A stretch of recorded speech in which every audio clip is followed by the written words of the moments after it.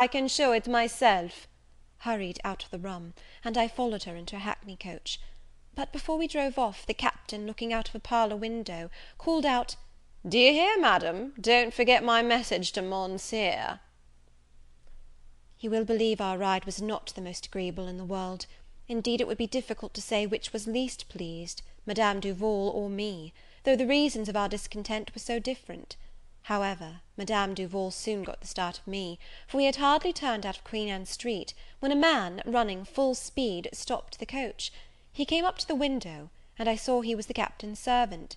He had a broad grin on his face, and panted for breath. Madame Duval demanded his business. "Madam," answered he, "my master desires his compliments to you, and he says he wishes it well over with you, ha, ha, ha!" Madame Duval instantly darted forward, and gave him a violent blow on the face. "Take that back for your answer, sirrah," cried she, "and learn not to grin at your betters another time. Coachman, drive on." The servant was in a violent passion, and swore terribly; but we were soon out of hearing. The rage of Madame Duval was greater than ever, and she inveighed against the Captain with such fury, that I was even apprehensive she would have returned to his house, purposely to reproach him, which she repeatedly threatened to do; nor would she, I believe, have hesitated a moment, but that, notwithstanding her violence, he has really made her afraid of him. When we came to her lodgings, we found all the Branghtons in the passage, impatiently waiting for us with the door open. "Only see, here's Miss," cried the brother. "Well, I declare I thought as much," said the younger sister. "Why, Miss," said Mr. Branghtone, "I think you might as well have come with your cousins at once; it's throwing money in the dirt to pay 2 coaches for 1 fare."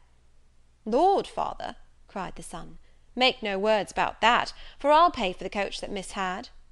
"O, I know very well," answered Mr. Branghtone, "that you're always more ready to spend than to earn."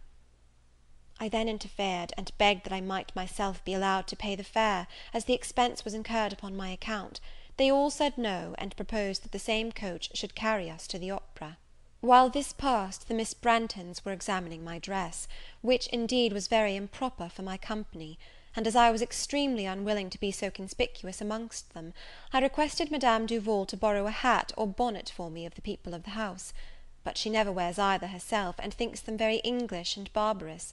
Therefore she insisted that I should go full dressed, as I had prepared myself for the pit, though I made many objections. We were then all crowded into the same carriage; but when we arrived at the opera house, I contrived to pay the coachman. They made a great many speeches, but Mr. Branghtons's reflection had determined me not to be indebted to him. If I had not been too much chagrined to laugh, I should have been extremely diverted at their ignorance of whatever belongs to an opera. In the first place, they could not tell at what door we ought to enter, and we wandered about for some time without knowing which way to turn.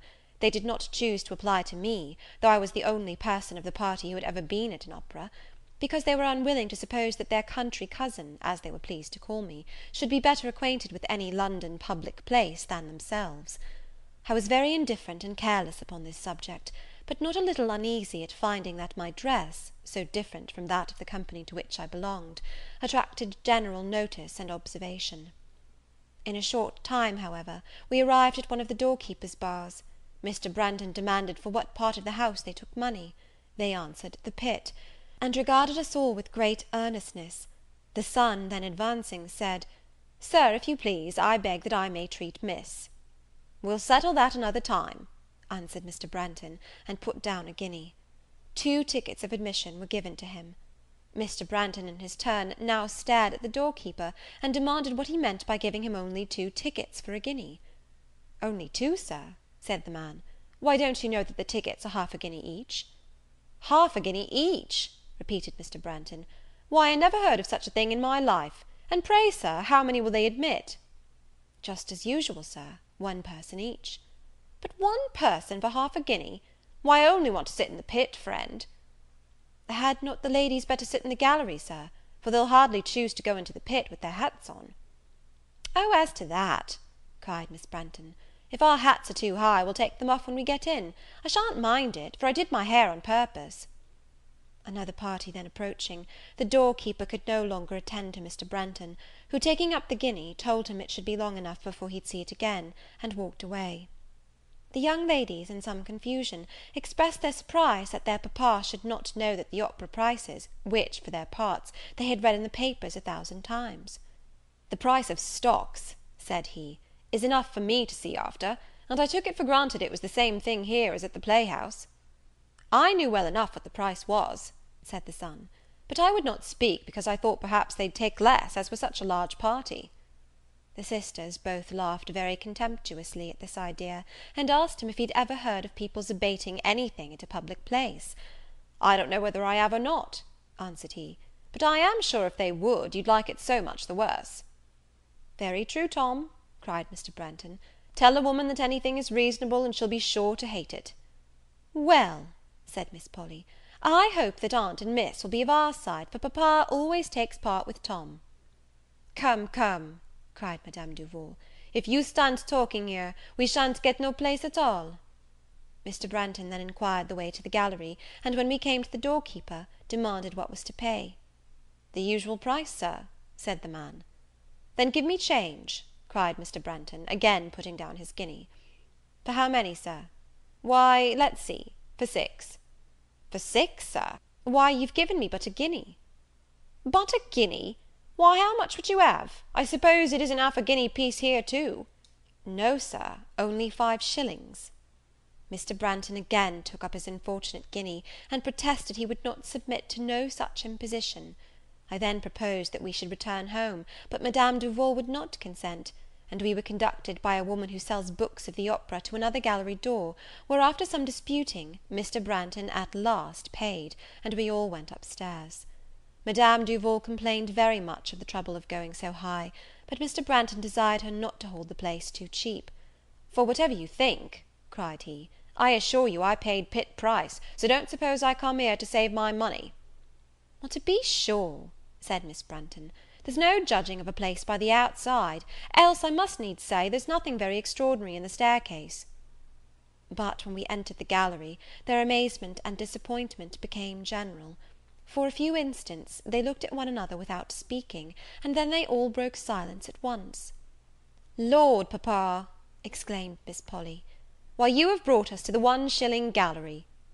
"I'll be glad to give you 2 shillings, though," answered he, "to pay. I was never so fooled out of my money before, since the house of my birth. Either the door keeper's a knave, or this is the greatest imposition that ever was put upon the public." "Ma foi," cried Madame Duval, "I never sat in such a mean place in all my life. Why, it's as high, we shan't see nothing." "I thought at the time," said Mr. Branghton, "that 3 shillings was an exorbitant price for a place in the gallery; but as we'd been asked so much at the other doors, why, I paid it without many words. But then, to be sure, thinks I, it can never be like any other gallery; we shall see some crinkum crankum or other for our money, but I find it's as arrant a take in as ever I met with." "Why, it's as like the 12-penny gallery at Drury Lane," cried the son, "as 2 peas are to one another. I never knew father so bit before." "Lord," said Miss Branghton, "I thought it would have been quite a fine place, all over, I don't know what, and quite done in taste." In this manner they continued to express their dissatisfaction till the curtain drew up, after which their observations were very curious.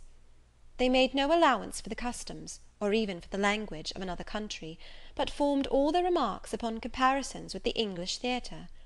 Notwithstanding my vexation at having been forced into a party so very disagreeable, and that, too, from one so very much the contrary, yet, would they have suffered me to listen, I should have forgotten everything unpleasant, and felt nothing but delight in hearing the sweet voice of Signor Millico, the first singer; but they tormented me with continual talking. "What a jabbering they make!" cried Mr. Branghton; "there's no knowing a word they say. Pray, what's the reason they can't as well sing in English? But I suppose the fine folks would not like it, if they could understand it." "How unnatural their action is!" said the son. "Why, now, who ever saw an Englishman put himself in such out-of-the-way postures?" "For my part," said Miss Polly, "I think it's very pretty, only I don't know what it means." "Lord, what does that signify?" cried her sister. "Mayn't one like a thing without being so very particular? You may see that Miss likes it, and I don't suppose she knows more of the matter than we do." A gentleman soon after was so obliging as to make room in the first row for Miss Branghton and me. We had no sooner seated ourselves, than Miss Branghton exclaimed, "Good gracious! Only see, why, Polly!